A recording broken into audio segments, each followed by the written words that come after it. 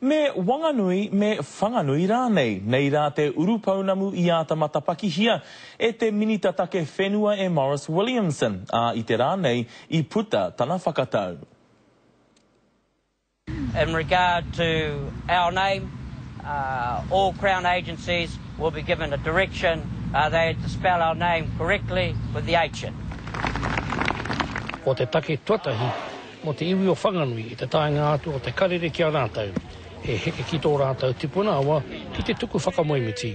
Nā rātau te mana o tēnei rau. Nā rātau I wā aere tēnei take, I moa, I te nui. O ngā kaua nā imua, kia oka mana I ai, tō mātou awa, me o mātou enu. Hari ana te kōtanākau, mō tēnei kōrero o te minita I te atanui. Mō ngā pakihi pēne I tēnei nā, ko te kia rā te tuhi te ingoa o Whanganui. Ki runga I tō rātou toa me tahia tō te tāone o Whanganui, kaore e rarurau, karana hot pēne I tūna te ingoa, ki runga I o rātou whare. E tahi o ngā kai pakihi, kei te kaki māro tonu ki tā rātou ake ingoa. I wouldn't change the signage on my advertising, no. Engari, mō te memo pāremata o Whanganui, kei te tautoko aia.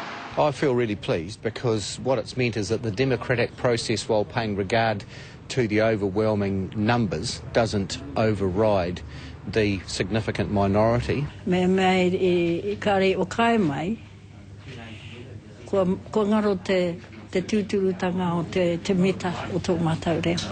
Hei te tauhau rāno, ka kitea te whakarekētanga o te ingoa Whanganui, Wanganui rānei. Joe Glenn, te karere.